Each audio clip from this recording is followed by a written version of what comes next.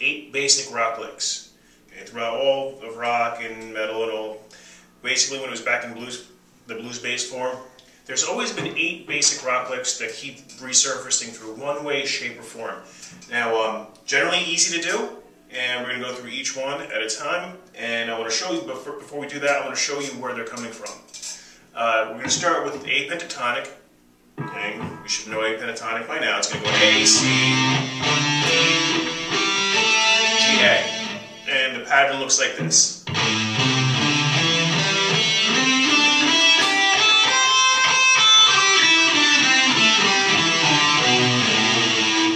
Correct that. Right. Now, beginners to advanced to intermediate, that's going to be your best friend as a guitar player because it's very, very easy to play. And it fits really well over the general chord progressions because if you look at the notes, you have A, and if you're in the key of A minor, because it's A minor pentatonic, which we are, the notes in the A minor triad are A, C, and E. And if you look at the notes in the pentatonic minor, you have A, C, D, E, G. Okay, out of those 5 notes, then you have all 3 of the triad notes, which are A, C, and E, and the other notes, which are D, you can easily bend up a whole step to the 5th, and the 7th, which is G, you can bend up a whole step to A. So, really, ideally, the notes are either triad tones, or can easily be bent to a note that's in the triad. So that's why it really, really works. Okay. Now these 8 basic rock licks, they all the way back to Chuck Berry and Robert Johnson, and through one way, shape, or form, you can modify them, you can add different notes. So, but here they are in their very general appearance. Rock lick 1. Okay, you're using a double stop. Basically, double stop is any time you play 2 strings together. Okay, instead of going, okay, I was just doubling it up. Flatting my first finger and then my ring finger and playing 2 strings at the same time. That's a double stop. First one sounds like this. Okay. Just barring off E and B, 3rd fret, sliding it into the 5th fret. At first glance, it kind of contradicts what I said before about being in a scale shape, but not really, because if you look at these 2 notes here, basically you have D and G, and here you have D and G. So even though they're out of the basic scale shape, there's still notes that are in the scale. Alright, now, once again, here it is. Okay. You can do it in just about any rhythm. You can split them up and play them single.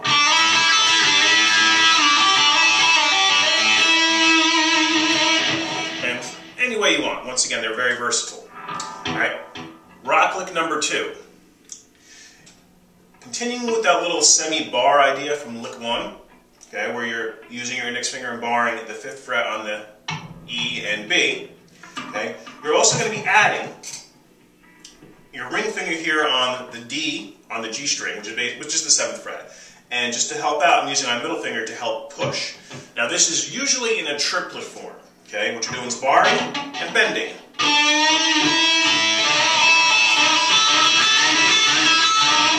And once again, keeping groups of 3s. Now, keeping with the triplet pattern, it's important, do not let the bend come down. Mute it at the apex of the bend. Okay, and a good way to test yourself to make sure you're bending to the right note, it should be like a unison bend. You're bending this note, the D, to the E. And you can double it up.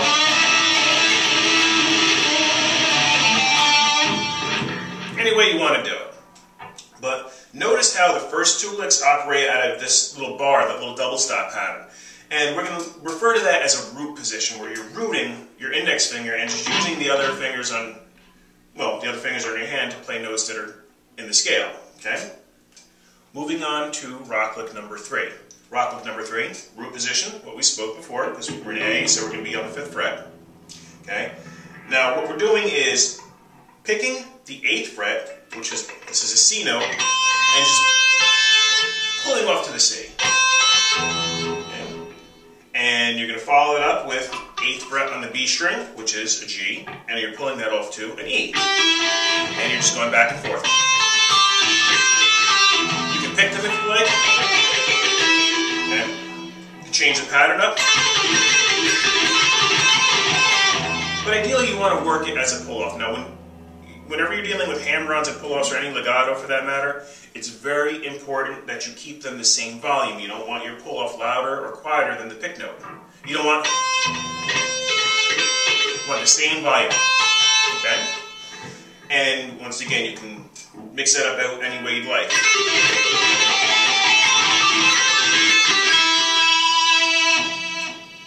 Segueing into rock lick number 4. We're using that root position pattern that we had before, but this time we're moving it to the B and the G. Alright? Now, very similar to rock lick 3, we're going to be starting out with the pinky on the 8th fret. As a matter of fact, this was part of the previous lick. And in order to keep, or to be consistent with the form of the scale, we're going to be doing the 7th fret on the G. And once again, hammer on, or I'm sorry, pull. Pick, pull, pick, pull. Although you can vary these any way you'd like.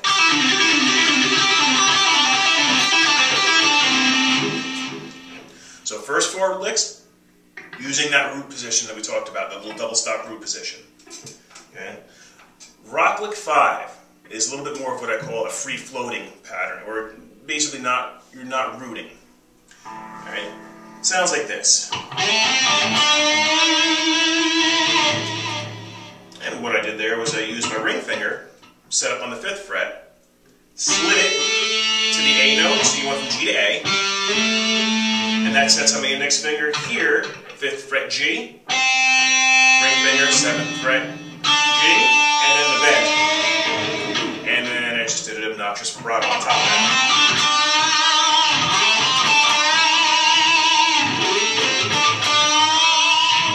Very, very bluesy. Okay.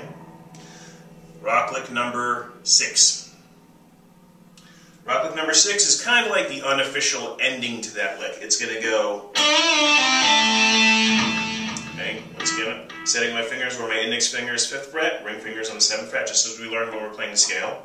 You're doing a bend, full step, release, pull off, and then hammer with a little bit of vibrato. Now what I'm hammering on is I'm hammering on the A, or the root note, on the 4th. So you have the first 3 notes, D, which are bending up to E, D, which are returning to bend, pull off to C. Those are all in the G string. Then you just finish it off with that home note, home A on the 4th string. Okay, and ideally you want to try to set it up to where this is a slur. What a slur means, it's a series of hammer-ons, pull-offs, and slides with little or no picking. Okay, very legato in feel. There, I was able to only pick once. Okay, so like I said, if you wanted to, you can pick that A to add some emphasis on it, but whichever way you want to do it, it's flexible. Okay, rock lick number 7. This is an extended lick. Depending on how you count it, you can extend it over 1 measure into 2 measures. All right. It starts out like here. Starting off with the 4th, which should be D, and it's going.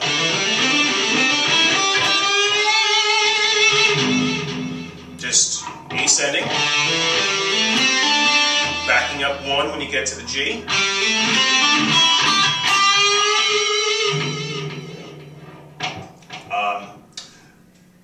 The only part that's really iffy is if you're going to stick primarily with the scale shape, which you can do. I mean, you have license to not, if you're not comfortable with bending with the pinky, use your ring like I did. But otherwise, you should try to keep all of these licks as close to the way you naturally play the scale as possible. This way you can utilize the muscle memory you've built up, hopefully, by practicing it thousands of times. All right, so here is the pinky.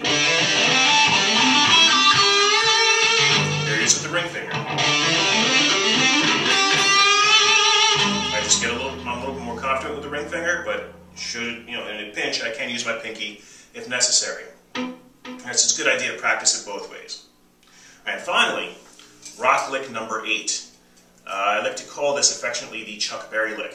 And most of these licks come from Chuck Berry, who was the first really celebrated rock guitarist. And, the whole showmanship with the duck walk, and then you know, the cool rockabilly songs that eventually would become the American equivalent of rock. It's actually a combination of rock licks 2 and 4. Okay, quick recap. This is rock lick number 2. This is rock lick number 4.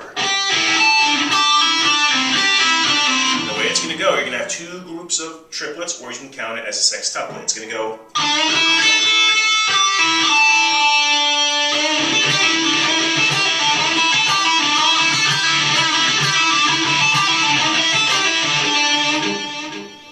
Now, the main trick with this is when you're coming off of that second half of that, you're playing that G very naturally. I'm sorry, that D. You're going. And the first lick you play in that series is that note bent. So it's very important that you separate it into its standard G to, I'm sorry, standard D to the bent D, which becomes an E. All right. You don't want to blur them and make them both the same note.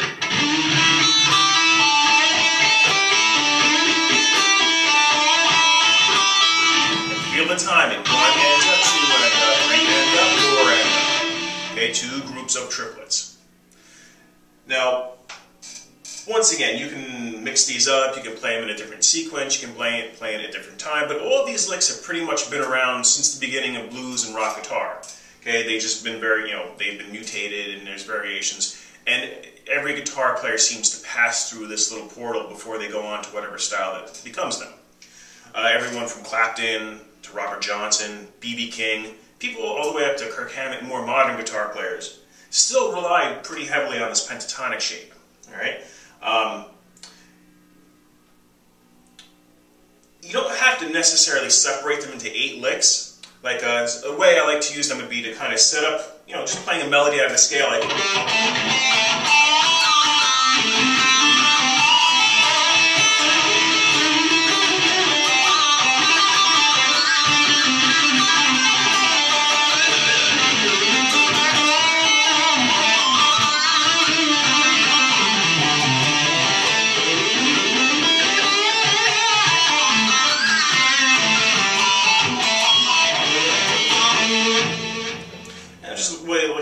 Just combining as many of the rock licks as I can. After a while, even though you're consciously making an effort to combine the rock licks, it starts to sound a little bit more fluid, like a natural solo would, or a natural lead would.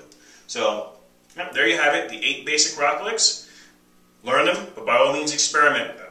You may come up with a way that you'd like to play them that nobody else has, and ideally that's what you're looking for, originality. Okay? Until next time.